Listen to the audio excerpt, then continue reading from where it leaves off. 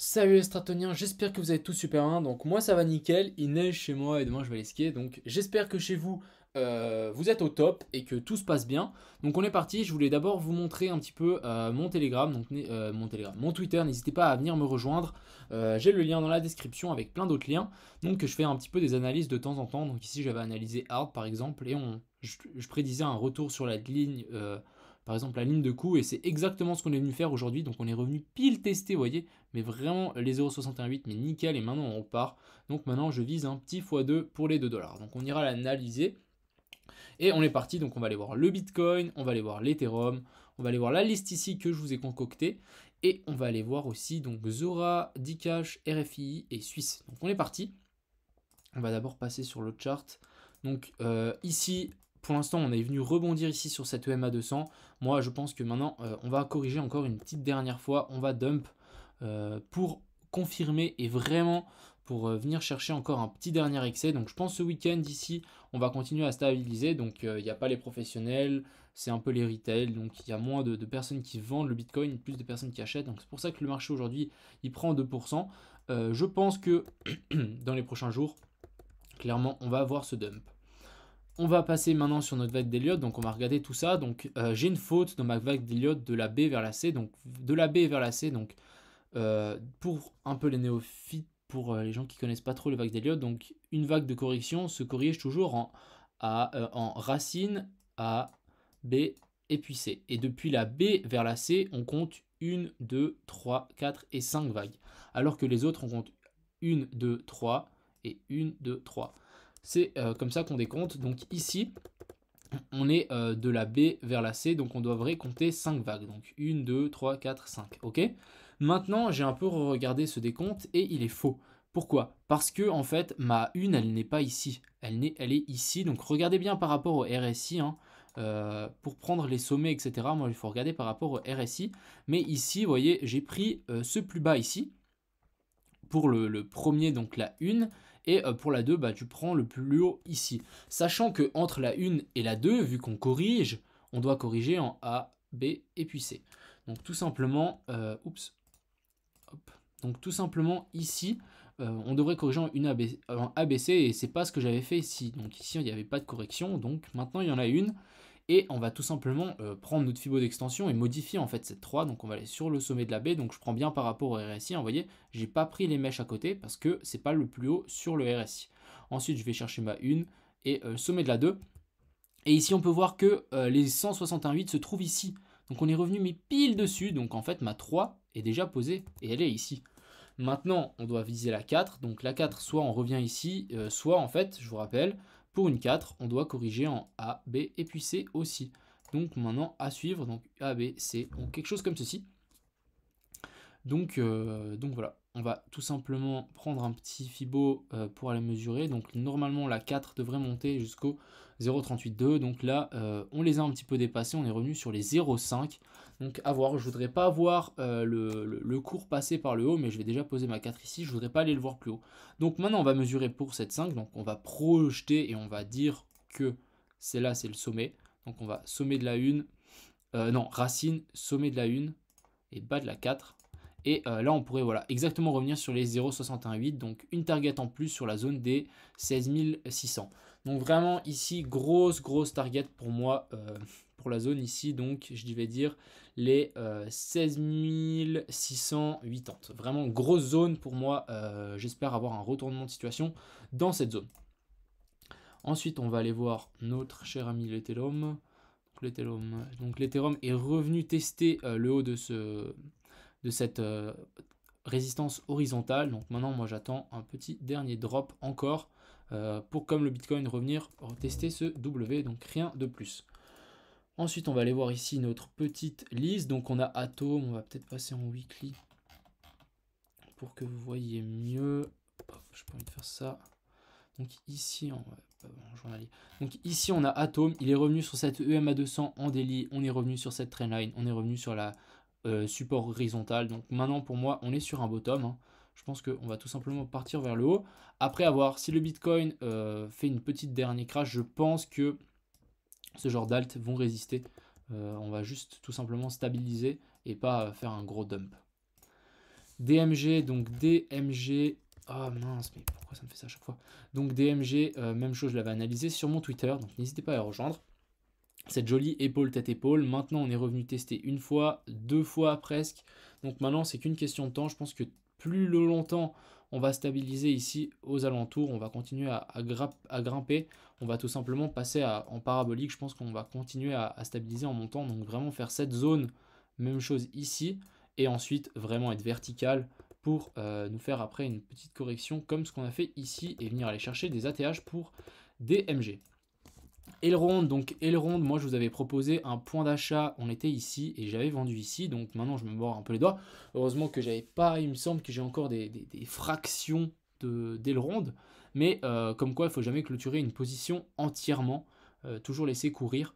Donc maintenant pour Elrond qui est en train de casser ici la barre des 15, donc c'était une grosse résistance. On part par-dessus, donc c'est très cool.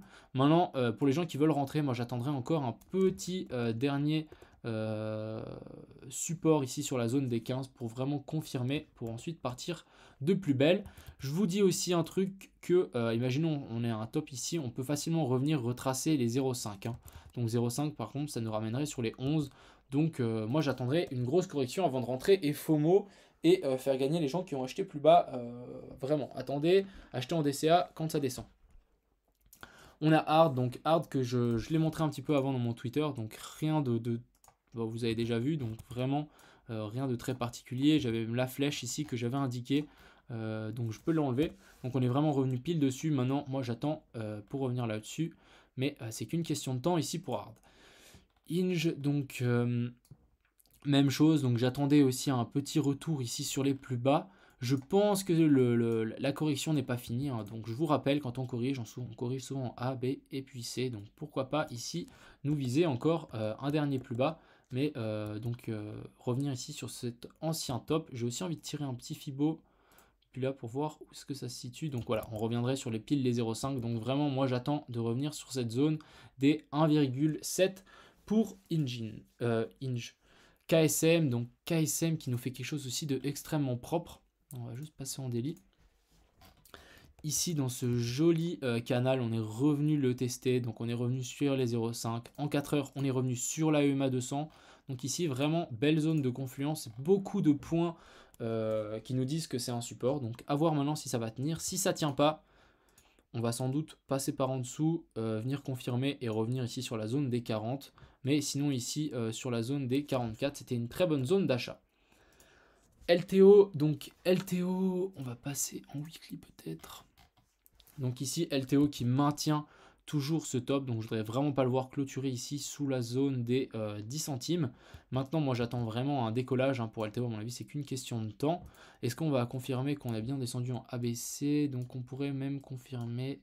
Donc on est parti ici. Donc plutôt une A, B et puis C, une petite. Pourquoi pas? J'ai aussi envie de tirer un petit Fibo, mais ça c'est vraiment plus pour être précis. On est revenu pile sur les 0,618. Donc ouais, pourquoi pas, ici on a le bottom à surveiller.